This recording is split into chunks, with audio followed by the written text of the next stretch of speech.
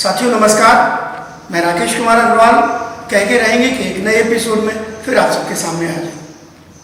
साथियों आज मैं बात कर रहा हूँ भरोसे की। जी हाँ, कॉन्फिडेंस की। आप जो काम करते हैं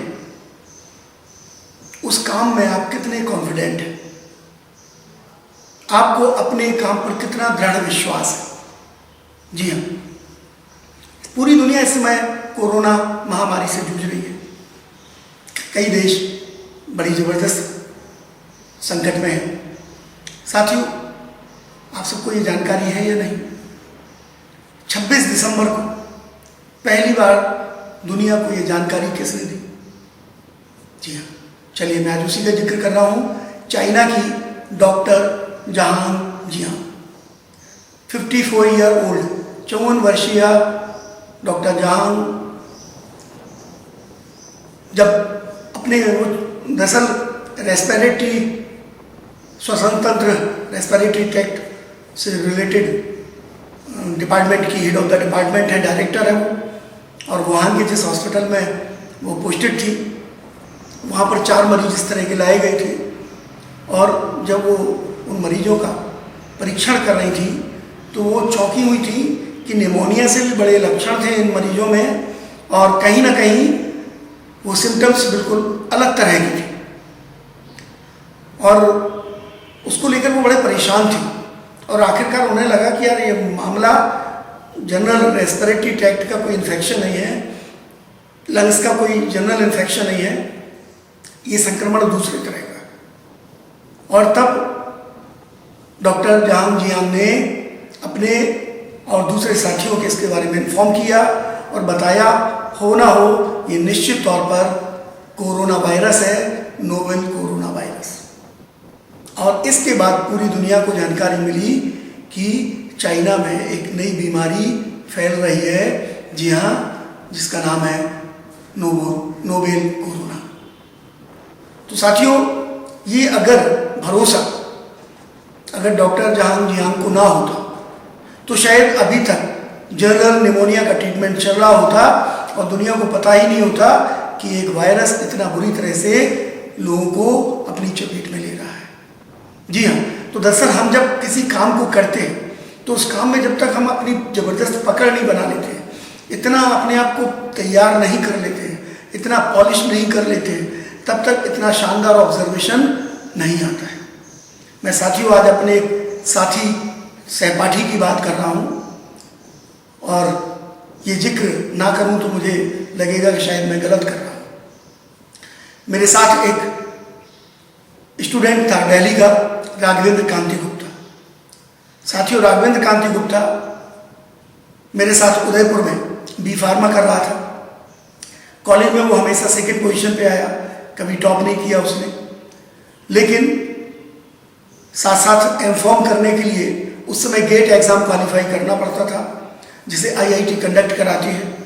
गेट एग्ज़ाम के लिए राघवेंद्र कांति गुप्ता ने भी फॉर्म डाला था और एग्ज़ाम में अपीयर हुआ था। साथियों राघवेंद्र और एक और मित्र संजय जैन, ये दोनों लोग उस समय देहरादून में एक कंपनी में काम कर रहे थे, और एग्ज़ाम के रिज़ल्ट का पहले से डेट फाइनल थी। राघवेंद्र ने फ़ोन करके पापा को दिल्ली बोला कि आज गेट एग्ज़ाम का रिज़ल्ट आ रहा है और जैसे ही रिज़ल्ट आए तो प्लीज़ मुझे इन्फॉर्म करिएगा। तो उसके पापा के पास फ़ोन नंबर था, उन्होंने आईआईटी फ़ोन किया। ये तब की बात है जब लैंडलाइन फ़ोन थे, मोबाइल हिंदुस्तान में लॉन्च नहीं हुआ था। साथियों राघवेंद्र के पिता कांतिलाल गुप्ता ने फ़ोन लगाया आईआईटी दिल्ली कि रोल नंबर है, कृपया रिज़ल्ट बताएं क्या रहा। तो उन्होंने देख के बताया कि इस बच्चे का सिलेक्शन नहीं हुआ है। तो राघवेंद्र के पिता ने राघवेंद्र को फ़ोन किया देहरादून कि सॉरी बेटा आपका सिलेक्शन नहीं हुआ है, कोई बात नहीं, अगले बार कोशिश करिएगा और आप नर्वस ना होइए। कुछ नहीं, 2 घंटे बीतते हैं, राघवेंद्र का फिर एक बार पापा के पास कॉल आता है कि पापा मुझे आपकी इस रिज़ल्ट पर भरोसा नहीं हो रहा है, मुझे विश्वास नहीं हो रहा है, कृपया दोबारा आप कॉल करिए और उनसे कहिए कि दोबारा चेक करें। तो फादर फिर बेटे की बात पर गौर करते हुए फ़ोन लगाते हैं और दोबारा भी उनको वही जवाब दिया जाता है कि लड़के आजकल पढ़ते लिखते हैं नहीं हैं, और माता पिता ज़बरदस्ती फ़ोन लगाते रहते हैं, परेशान करते रहते हैं और नहीं हुआ है सिलेक्शन। फिर उसके पिता फ़ोन करते हैं देहरादून में, बताते हैं कि बेटा आप परेशान नहीं हो, और मैंने 2 बार बात की है और दोबारा भी उन्होंने बताया कि आपका सिलेक्शन नहीं हुआ है। साथियों, आप विश्वास नहीं करेंगे, फिर 1 घंटे बाद तीसरी बार फ़ोन आता है राघवेंद्र का अपने पिता के पास दिल्ली, और पता है क्या कहता है राघव? वो कहता है कि पापा ऐसा हो ही नहीं सकता कि मेरा सिलेक्शन ना हो, और आप चाहे पर्सनली जाइए, चाहे आप कॉल करिए, और प्लीज़ आप चेक करिए, ऐसा हो ही नहीं सकता। साथियों, राघवेंद्र के पिता तीसरी बार फिर कॉल करते हैं। जब राघवेंद्र के पिता तीसरी बार कॉल करते तो वो बड़े भड़क जाते हैं कि लगता है आप तो बिल्कुल परेशान करने पे उतारो, भला बुरा भी कहने लगते हैं। संयोग से एक दूसरा अधिकारी जो उसी कर्मचारी उसी चैम्बर में मौजूद था, वो कहता है एक काम करो ना यार, जब वो बार बार बच्चा इतना परेशान कर रहा है तो मेरिट लिस्ट तो देख लो, कहीं ऐसा तो नहीं है इसमें उसका नाम। साथियों, आप विश्वास नहीं करेंगे, जब मेरिट लिस्ट में देखा गया तो राघवेंद्र कांति गुप्ता ने 100% मार्क्स स्कोर किया था। जी हाँ, वो नीचे से लिस्ट में देख रहे थे, पास वाली क्वालिफाई वाली लिस्ट में देख रहे थे, मेरिट लिस्ट को वो देख ही नहीं रहे थे। उस समय ऑनलाइन का कोई ज़माना नहीं था, मोबाइल का ज़माना नहीं था, बाकायदा सूची बनती थी और उस पर बाकायदा स्क्रीनिंग होती थी। साथियों, ये वही राघवेंद्र कांति गुप्ता है जिसके बारे में मैं ये जिक्र करना ना भूलूंगा, क्योंकि मुझे भी मालूम है कि वाकई उसका स्टडी कैसी थी।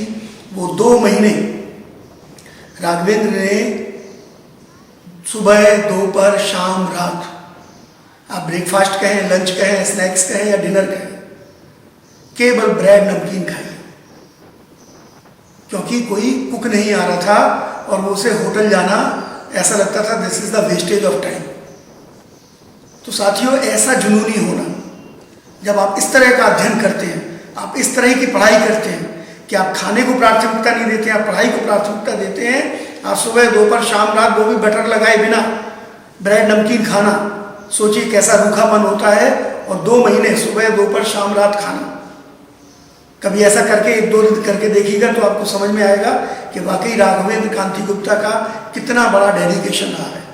साथियों, वही राघवेंद्र कांति गुप्ता आज यूएस में हैं और सीनियर साइंटिस्ट हैं। पूरी फैमिली के साथ वहीं शिफ्ट हो गया है, एमफॉर्म करने के बाद यूएस चला गया था। तो साथियों, ये भरोसा है। आप जब अपना काम करते हैं, उस काम में अपने को जब आप डुबो देते हैं, आप उस काम में अपने आप को इतना पॉलिश कर लेते हैं, तब अपने आप ये भरोसा आपके जेहन में, आपके दिमाग में, आपके दिल में आ जाता है। और जब भरोसा आता है तब आप इतनी जोरदारी के साथ अपनी बात रखते हैं और आखिरकार आईआईटी वालों को भी सॉरी बोलने के लिए मजबूर करते हैं, क्योंकि उन्होंने तो केवल पासिंग लिस्ट में उसका नाम देखा था, उसका नाम उन्होंने मेरिट लिस्ट में देखा ही नहीं था। तो साथियों, कोई भी काम करिए, उसको केवल कैजुअली मत लीजिए, रोजी रोटी के लिए मत लीजिए कि यार हमारी तो रोजी रोटी चल रही है, हमारे तो दाल भात चल रहा है, हमें क्या लेना देना है। जब आप काम करिए तो कृपया डूब जाइए, और इतना डूबिए कि लोग आपकी नज़ीर दें, लोग आपका उदाहरण दें। साथियों, जब आप इस तरह से इस कदर डूब जाते हैं, तब लोग आप पर भरोसा आंखें बंद करके करते हैं। जी हाँ साथियों, इसका मतलब क्या हुआ? पॉलिश करना, पॉलिश करना, और आप अपने काम में इतना हुनरमंद हो जाएं कि आप जो बोलें दूसरा आपकी बात को सुने, आप पर भरोसा करे। साथियों, ये भरोसा जीतना आसान काम नहीं है, उसमें अपने को डुबोना पड़ता है, निखारना पड़ता है। साथियों, ये भरोसा जगाइए, तब आप दूसरे के भरोसे को जीतने के काबिल बनेंगे। कैसा लगा साथियों आज का यह वीडियो? सब्सक्राइब करिए चैनल को, लाइक करिए, शेयर करिए, कमेंट करना ना भूलिए। कैमरामैन मुकेश कुमार के साथ मैं राकेश कुमार अग्रवाल कह के रहेंगे नमस्कार।